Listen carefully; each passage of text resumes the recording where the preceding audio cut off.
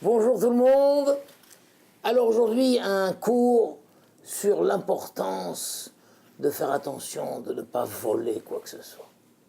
Voler, bien sûr, évidemment, on n'est pas des voleurs. Voilà, mais il faut savoir, il y a celui qui va faire un vol à main armée ou un hold-up dans une banque. Bien sûr, nous ne parlons pas de ça. Alors un jeune homme, une fois, après la prière, vous savez, il y a ce qu'on appelle le vidouille, on se tape sur le cœur et on regrette toutes les fautes qu'on a faites. Et alors on dit, nous avons fauté, nous sommes coupables, nous avons volé. Un jour, il s'est arrêté là-dessus. Nous avons volé. Mais j'ai jamais rien volé, moi. Moi, je suis pas un voleur. Alors il a parlé à un de ses amis, il a dit, mais c'est quoi si nous avons volé, j'ai pas volé. Il lui a dit, non, t'inquiète pas, on parle pas pour nous, on parle pour les autres. Quand on fait tchouva, on se lamente, on regrette les fautes collectives. Donc même les fautes qu'on n'a pas soi-même commises, mais il faut reconnaître que dans la communauté, il y a peut-être des gens qui ont fait ça. Alors c'est quelque chose de global, de collectif. Mais après quelque temps, il s'est dit, non, c'est pas possible qu'on dise des choses qui ne nous concernent pas du tout. Et il a réalisé, il a commencé à apprendre qu'il y a tout un tas de formes de vol. Tout un tas de formes de vol. Emprunter, par exemple, quelque chose, un objet, sans demander la permission, mais c'est du vol. Il y a un stylo qui traîne sur une table, on le prend et on écrit, sans demander à qui ce stylo, je peux emprunter le stylo? Non, je sais, on écrit, mais c'est du vol. Et petit à petit, il a commencé à voir, mais bien sûr qu'il y a du vol. Emprunter quelque chose qu'on oublie de rendre, mais c'est du vol. Tromper quelqu'un, lui dire je serai là tel jour, et il compte pas être là. Et le jour en question, l'autre dit, je t'ai cherché partout, t'es pas venu. Ah oui, j'ai pas pu. Mais au moment où il lui a dit je serai là, il savait qu'il comptait pas être là. Ça s'appelle voler l'esprit de l'autre, c'est du vol. Voler le sommeil de l'autre. Faire du bruit. Et réveiller quelqu'un dans son sommeil. C'est du vol. Ça s'appelle Gezel Shena. D'ailleurs, le Chafetz Chaim, notre saint maître, a dit, mais le Gezel Shena, c'est une chose très très grave. Il parlait comme ça dans les collectivités, dans les shivot, dans les universités, dans tous les endroits où les gens dorment en groupe. Combien faire très attention de ne pas faire de bruit, de ne pas mettre de la musique à tue-tête, même dans les voisins, de ne pas déranger les voisins. Parce qu'il dit, ça c'est un vol qu'on ne peut pas rendre. Quelqu'un a volé de l'argent, il peut le rendre, mais avoir volé le sommeil de l'autre, comment tu peux lui rendre? Donc combien faire très attention de ne pas faire du tapage nocturne qui va déranger, réveiller les gens. C'est du vol. Des fois, simplement, attention d'empiéter sur le domaine de l'autre. Sur le domaine de l'autre. Évidemment, il y a le vrai vol où quelqu'un va pousser les barrières pour agrandir son jardin, profitant que l'autre est en vacances. Mais des fois, simplement, dans une chambre, on est 4 à partager la même chambre, et puis l'un vient discrètement et pousse l'armoire de l'autre pour gagner 10 cm pour pouvoir glisser sa valise dedans. Mais c'est du vol. Ça s'appelle Massig Gevoul. Combien de situations, des fois, si quelqu'un nous a déposé pendant les vacances, il dit voilà, tiens, tu peux me garder ça. Il nous laisse, on garde. Et bien nous, on profite d'avoir la garde de cet objet pour l'utiliser. C'est du vol. Combien de formes de vol la Torah mentionne, et tout est interdit. Et on voit que le vol, c'est une chose tellement grave que le déluge, en fin de compte, n'a été décidé par Hachem qu'à cause de l'homme. La Torah dit, Akadosh Baruch Hu a vu que Mal'a Haaretz Hamas. Il y avait à l'époque du déluge toutes les avérotes. Les gens faisaient les choses les plus graves, une immoralité incroyable. Il y avait de l'idolâtrie, il y avait du meurtre.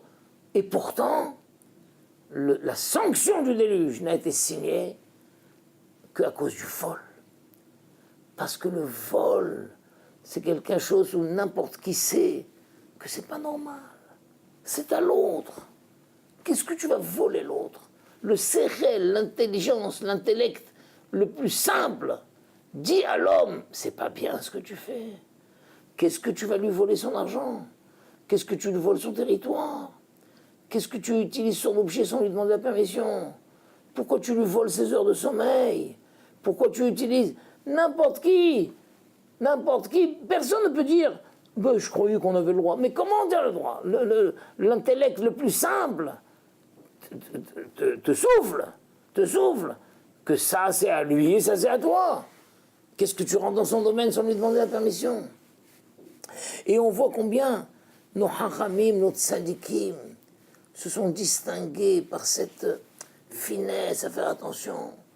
Il y avait dans un certain quartier un rave qui aimait s'isoler dans les synagogues du quartier. Donc il avait demandé la permission aux différents responsables d'avoir un double de la clé de la synagogue. Et il avait comme ça 4, 5, 6 clés des synagogues. Des fois il allait s'isoler ici, des fois là. Et dans ses vieux jours, il n'avait plus la force d'aller tellement, et puis il a senti que bientôt sûrement il quittera ce monde. Alors il a commencé à restituer les clés des synagogues les unes après les autres. Mais une clé, il n'a pas eu le temps de la restituer. Et quand il est mort, alors le responsable de la synagogue était gêné. Le rave n'a pas rendu la clé. Quand les enfants ont fouillé maintenant dans les affaires, ils ont trouvé cette clé avec un mot attaché à côté, rendez cette clé au responsable de telle synagogue. Donc le rave, avant de mourir, il n'avait plus la force, il n'avait plus le temps d'appeler maintenant, il avait quand même eu la vigilance d'écrire un mot, rendez cette clé au responsable. Vous vous rendez compte? Il y avait un jeune homme incroyable. Un jeune homme, vous savez, souvent les chassidim, ils mettent ce qu'on appelle le gartel. Une sorte de ceinture noire comme ça, pour la prière. Alors un jeune homme de 9 ans, il avait envie de mettre le gartel, mais les parents ne voulaient pas lui acheter, parce que normalement c'est à la bar mitzvah qu'on met ça. Alors il y avait quand même un vieux monsieur qui avait un deuxième gartel. Alors le petit enfant lui a dit, vous pouvez me prêter le gartel? Bien sûr. Et donc comme ça cet enfant il était fier, à 9 ans il avait déjà son propre gartel. Et une fois un Shabbat, avant de faire Moussaf, la nouvelle s'est répandue dans la synagogue que ce vieux monsieur vient de mourir. L'enfant a immédiatement enlevé le gartel. Il a enlevé. Alors les gens après, et on a fait Moussaf, et donc il a fait la prière de Moussaf sans le gartel. Les gens lui ont dit, pourquoi tu as enlevé le gartel? Il dit, c'est normal. Maintenant ce gartel, il appartient aux héritiers. Et je n'ai pas demandé la permission aux héritiers de l'utiliser. Donc on a un enfant de 9 ans. D'accord? Vous ne serez pas étonné d'apprendre que cet enfant de 9 ans est devenu un grand rabbi plus tard. Dès l'âge de 9 ans, il avait la conscience déjà que je ne peux pas utiliser quelque chose sans la permission du propriétaire. Donc tout le temps où le père était vivant, il m'a permis. Mais dès qu'il est mort, maintenant il appartient aux héritiers, il a immédiatement le ça. Un autre rave qui aussi tenait une boutique de chaussures pour avoir sa parnassa. Et alors il avait une paire de chaussures, déjà qui depuis longtemps entraînait sur les rayons. Elle commençait à être déjà démodée d'un autre âge. Et il s'était dit qu'un jour, s'il pouvait la vendre, il la solderait à demi-prix. Et un jour, effectivement, un client est rentré, et il a vu cette paire de chaussures, il dit, je peux l'essayer. Il a essayé, il était content. Et il a demandé quel est le prix. Et donc le rave a vu sur la boîte, il lui a dit le prix. Après, le rave a dit, non, moitié prix. Mais pourquoi? Parce que je viens de me rappeler que dans ma tête, j'avais décidé, puisque j'avais du mal à la vendre, j'avais décidé de la solder à demi-prix. Sur place, j'ai oublié qu'on vous m'avez demandé le prix, je vous ai dit le prix écrit sur la boîte. Mais je réalise que j'avais décidé de la solder à moitié prix. Donc vous payez le moitié prix. Vous vous rendez compte? Dans ma tête, j'avais décidé de la faire moitié prix. C'est incroyable, des histoires incroyables. Un grand rave s'est opposé une fois dans sa communauté, il y avait beaucoup de tailleurs dans sa communauté. Il a dit, écoutez, il y a une habitude qui est dans les tailleurs, quand quelqu'un vient faire un costume, alors il prend les mesures et le monsieur va acheter l'étoffe chez un marchand de tissu, Alors il lui dit, vous prendrez 5 mètres de tissu. 5 mètres de tissu. Et puis, or, souvent, pour le costume, il suffit de 4 mètres et demi. Et le tailleur garde les autres 50 centimètres. Le Rav dit, j'ai appris que c'est une habitude qui se fait. Je demande qu'on arrête cette habitude-là. Vous demandez le métrage précis. Et si vous voulez demander un petit peu plus, le reste, quand vous donnez le costume, vous donnez aussi le bout de tissu qui reste. Vous vous rendez compte? Mais c'était une habitude courante chez les tailleurs. On demande un peu plus, 4 mètres et demi, il demande 5 mètres. Il demande 6 mètres. Et hop, et le reste, on se le garde. Le Rav a dit, sachez que c'est du vol. Il faut demander le métrage nécessaire. Et ce qui reste en plus, vous le rendez en disant, voilà, comme ça, si un jour il y a une reprise à faire, vous ramènerez ça, on pourra utiliser ce reste de tissu. Vous vous rendez compte? Une fois, il y avait une famine, une sécheresse. Et alors, ils ont prié, et rien ne faisait. Et le Rav a rêvé qu'il faut organiser une prière et que toute la ville assiste, et il faut que celui qui dirige la prière, ça soit l'épicier. L'épicier qui vend les fruits et légumes, le primeur. Alors, ils sont allés, le Rav a dit, voilà, c'est toi qui vas diriger. Il dit, moi, mais qui je suis? Moi, je suis pas rabbin. Hein, mais pourtant, j'ai rêvé comme ça. Alors, il a dit, soit. Il est retourné dans sa boutique, il est revenu avec la balance. Et il a dit, Hachem, tu sais que toute ma vie, je me suis dit que cette balance, les 2 plateaux de la balance, c'est comme si c'est les lettres He de ton nom. Parce que vous savez, le nom d'Hachem, c'est la lettre Yud, un He, ensuite un Vav, ensuite encore un He. Alors, je me suis toujours dit que les deux plateaux de la balance, c'est les 2 He. L'axe central de la balance, c'est le Vav. Et le crochet par lequel j'attrape la balance, c'est le Yud. Et chaque fois que je pèse quelque chose, je le pèse le plus juste possible. Parce que je me dis, j'ai devant moi le nom de Dieu. Et Hazve Shalom, si je fais un mauvais pesage, je profane le nom de Dieu. Ma balance, c'est le nom de Dieu. Donc il a dit, Hachem, si un jour j'ai profané ton nom à travers cette balance-là qui représente à mes yeux la composition de ton nom, qu'un feu descende du ciel et me brûle tout de suite. Mais si dans ma vie je n'ai jamais profané ton nom, alors je te demande, Hachem, que la pluie descende tout de suite. Et à ce moment-là, le ciel s'est rempli de nuages, et la pluie est tombée. Voilà comment un simple épicier, il pèse jamais. Il a fait le moindre changement dans le poids et balance. Et sa balance à ses yeux, c'était le nom de Dieu. Une fois, incroyable, au Beth Midrash, il y avait un Rav qui était en train d'étudier, et puis il s'était pas rendu compte sur place, mais son voisin, un vieux monsieur qui était étudié, s'est endormi, mais le Rav, le manteau du Rav était sur le banc, et l'autre était assis, et il s'est endormi. Quand est arrivé le moment de se lever, là, à ce moment-là, le Rav a réalisé que l'autre, il dort sur son manteau. Et il s'est dit, si je vais tirer le manteau, ça va le réveiller. Eh bien, le Rav est resté toute la nuit au Beth Midrash, à étudier, et n'a pas retiré son manteau, pour ne pas réveiller l'autre. L'autre, il était épuisé, il s'est endormi.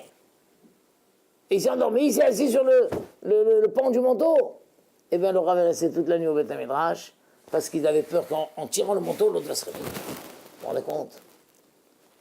Un grand Rav aussi a perdu sa femme. Les gens sont venus le consoler. Les gens se consolaient. Et c'était une grande maison, et les gens restaient pour dormir là-bas. Et le fils pleurait. Et il pleurait très fort. Alors le père s'est approché du fils, il lui a dit, mon fils, je sais que c'est très dur. Maman vient de mourir. Et je comprends que tu pleures, mais regarde, tu pleures un peu trop fort. Ça risque de réveiller les gens qui sont venus nous consoler. Essaye de pleurer moins fort. Vous vous rendez compte? Pourtant quelqu'un dit, maintenant c'est sa douleur, il pleure, là. Non, essaye de pleurer moins fort, mon fils. Et comme ça, combien d'histoires nous avons de nos gdolim, de nos tzadikim, qui faisait attention à chaque détail. Ne pas voler le sommeil de l'autre, ne pas voler l'attention de l'autre, ne pas voler le même... Mais tout ça, comment y arriver? Tout ça, c'est une des applications du plus grand principe de la Torah. C'est quoi le plus grand principe de la Torah? Que Rabbi Akiva a dit, c'est klal gadol batorah. C'est klal gadol batorah. C'est quoi? Ve'ahavta lereacha kamocha. C'est klal gadol batorah. Ve'ahavta lereacha kamocha. C'est klal gadol batorah. Ve'ahavta lereacha kamocha. C'est klal gadol batorah. Tu aimeras ton prochain comme toi-même. Tu aimeras ton prochain comme toi-même, c'est le plus grand principe du monde. Et toi, t'aimerais pas qu'on te réveille. Même si quelqu'un il a les meilleures raisons, t'aimerais pas que quelqu'un, même en pleurant, il te réveille. T'aimerais pas qu'on utilise ses affaires sans ton permission. T'aimerais pas qu'on te trompe sur des données, qu'on te donne un rendez-vous avec l'intention de ne pas y arriver. Tout ce que t'aimerais pas, toi, ne le fais pas. Ne le fais pas. Si t'as prêté quelque chose à quelqu'un, t'aimerais qu'on te le rende. T'aimerais qu'on te le rende. Combien parmi nous, malheureusement, on a des choses qu'on a empruntées, des livres qu'on a empruntés, on ne les a pas rendus. Quand tu prêtes quelque chose, tu aimerais qu'on te le rende. Donc si tu te travailles sur cette notion de ve'ahavta, lereacha kamocha, zeklal gadol vatora, alors tu arriveras évidemment à pas voler. Bien sûr, on ne parle pas d'aller faire un hold-up, mais de ne pas utiliser quelque chose sans la permission de l'autre, de pas prendre des affaires de l'autre, de pas manger le territoire de l'autre. Vous voulez que je vous dise, il y a aussi quelque chose qui s'appelle du vol. C'est voler le temps des autres. Voler le temps des autres. Il y a des gens, des fois, c'est des voleurs de temps. Quand tu appelles quelqu'un au téléphone, ou tu rencontres quelqu'un, et tu te rends compte que ça y est, il est un peu pressé. Il te dit, bon d'accord, et tu continues. Mais tu es en train de voler son temps. Tu es en train de voler son temps. Tu l'appelles un peu trop souvent, tu le déranges un peu trop souvent, tu le retiens un peu trop souvent. Ça s'appelle aussi du vol. Tu dois être capable de sentir chez l'autre quand maintenant le temps qu'il devait t'accorder est dépassé. Et il y a des gens qu'on appelle, c'est des mangeurs de temps. Mais au lieu de dire des mangeurs de temps, c'est des voleurs de temps. Des voleurs de temps. Combien de fois ça nous arrive de raccrocher 3 quarts d'heure et répéter tout le temps les mêmes choses. Tout le temps les mêmes choses. Attention, si ça t'est arrivé à toi, attention, tu viens de lui voler son temps. Vous vous rendez compte? Donc toutes les formes de vol, le temps, l'esprit de l'autre, tout ça s'appelle du vol. Comment tu peux échapper à ça? Réalise, aime l'autre comme toi. Toi aussi, tu n'aimerais pas qu'on te vole ton temps. Toi aussi, tu n'aimerais pas qu'on te fasse tout ça. Toi aussi, tu ne supportes pas quand on te le fait. Alors ne le fais pas aux autres. Vous vous rendez compte? Ne fais pas aux autres. Voilà, c'est pour ça que Bezat Hashem, qu'à la suite de ce cours, chacun de nous doit se renforcer. Personne ne peut dire « Oh, moi, je ne suis pas un voleur. Oh, je ne suis pas un voleur, j'ai jamais volé qui que ce soit. » On a tous volé. Tous volé. Ne serait-ce que on a réveillé des gens, des fois même dans une famille. Quelqu'un rentre, il réveille tout le monde, il allume la lumière, il réveille ses frères et sœurs, il met de la musique un peu trop, il réveille les voisins. On a tous volé du temps, on a tous volé du sommeil, on a tous utilisé des objets sans demander la permission, on a tous oublié de rendre des objets qu'on a empruntés, on a tous des fois utilisé des choses qu'on nous avait confiées et juste pour confier, on s'est permis de les utiliser. Va savoir quoi. Alors, Be'ezat Hashem, qu'on fasse tous tchouva et que ces exemples de nos sadikim qui étaient purs comme de la rosée, purs comme une eau de source, pur comme du cristal, Be'ezat Hashem nous influence et qu'on soit tous loin de toute forme de vol, quelle qu'elle soit, Be'ezat Hashem. Voilà, Chazak mes amis, à bientôt.